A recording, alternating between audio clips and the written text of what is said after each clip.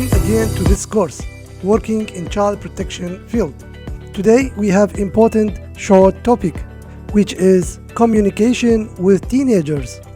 In life, many parents face problems in dealing with their teen sons and daughters. This is due to several cognitive, psychological, emotional, and physical transformations that occur in teenage stage, which many parents do not know how to deal with properly. In fact, children at this stage of age may cause problems for themselves and also problems for their families and societies, which can lead to deterioration of the child's psychological, physical, and emotional conditions. It may also lead the child to cause or conduct problems in the environment which he or she lives in, or even to conduct self-harm.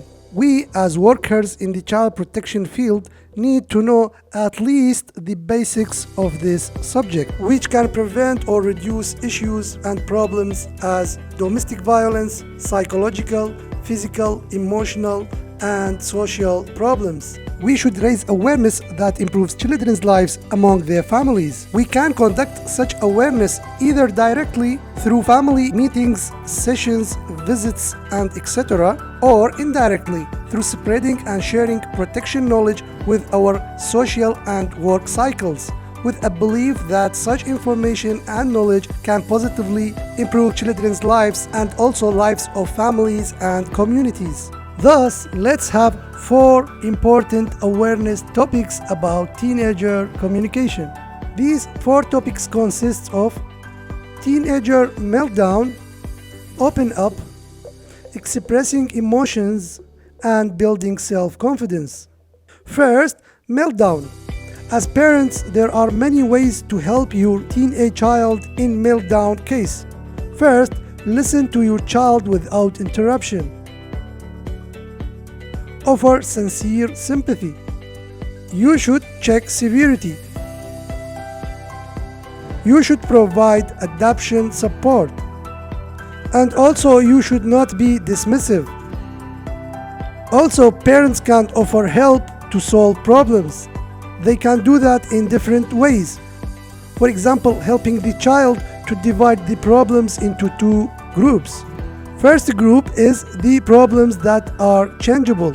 We can help the child to find solutions or options to solve those problems. And the second group of problem is the unchangeable problems. We should support the child to accept and try to adapt with the situation. Secondly, open up. There are different ways to help your teen child to open up. First, make your questions more focused. Work according to the child's terms. Be available for your child without conditions or appointments.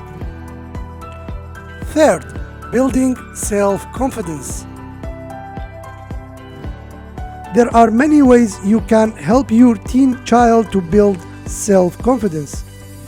Show your teen child the value of helping others. Involve and engage your child in entertainment and recreational activities. Also, show the child the value of effort and its results. Fourth, expressing emotions. There are many ways you can use to help your teen child to express emotions. First, always respond to your child with empathy. Be specific with your child. Also, use kind and sincere nonverbal expressions such as smiles, kind touches, effective listening techniques, eye contact, and etc.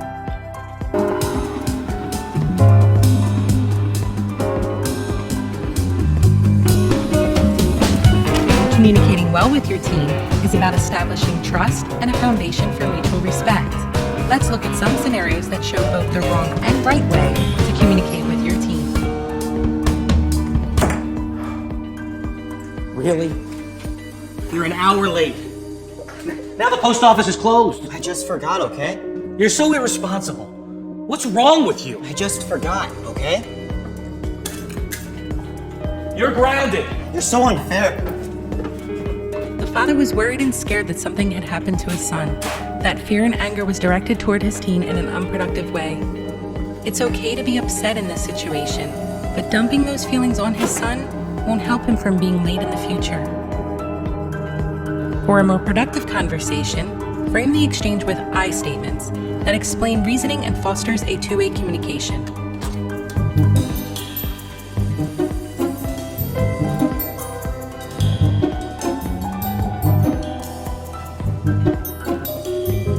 Hey, son.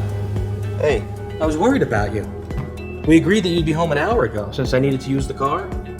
When I didn't hear from you, I thought something bad might have happened. sorry, I was at Sean's house. We were all hanging out, and I didn't realize that it was so late until I got in the car to come home until the time. Listen, I'm glad you're okay. But why didn't you call when you saw what time it was? I don't know. I guess that I knew I messed up. Yeah. It's human to lose track of time, especially when you're having fun. Mistakes happen, but part of growing up is keeping your agreements. I need to know that if we agree on driving privileges and a time that you have to be home, you're going to stick to it. And you get that, right? So, since you were late, your weekday curfew is going to be 6 o'clock for the next month. Really? A whole month? If you can show that you can come home on time, we can talk about moving it back to 7 o'clock. Agreed? Agreed. Look, it's really important that you don't hide your mistakes from me. And hey, I don't expect you to be perfect, but I can't help you if you don't communicate with me. Owning up to your mistakes shows that you're responsible, but hiding them, trying to avoid the consequences, that shows me you're not being responsible. Make sense? I got it. Hey, is there anything else you want to talk about? Actually, yeah. The father used I statements to draw his son's attention to the fact that there are consequences for his actions, and this opened the door for his son to share his other concerns. Everyone else gets to stay out later. How come my curfew's only 7? Okay, some of your friends may stay out later than you do, and others probably come home earlier. 7 o'clock on a weeknight works well because you usually have homework to do, and you have to get up really early for school. If you get in late, then you're up even later doing homework. It's hard for you to get up in the morning, and then you're all cranky. Dad, really? You make it sound like I'm a baby. Old, cranky. I'm sorry, cranky was a poor choice of words. I shouldn't have said that. What I'm trying to say is that we all need enough sleep to stay healthy. The curfew is only there to keep you safe and healthy, not to control your personal life. If there's a specific event that you want to stay out later for, we can discuss that on a case-by-case basis. That's why your weekday curfew is 7 o'clock. The father communicated to his son that rules are in place for safety and not control. House rules work best when teens understand why the rules are in place, not just that rules exist and they must comply with them. The father did call his son cranky, which wasn't the best choice of words, and his son took offense. The father recovered by acknowledging his mistake and also modeled taking responsibility for his actions. At the end of this video, I'd like to say thank you for watching and see you in the next video.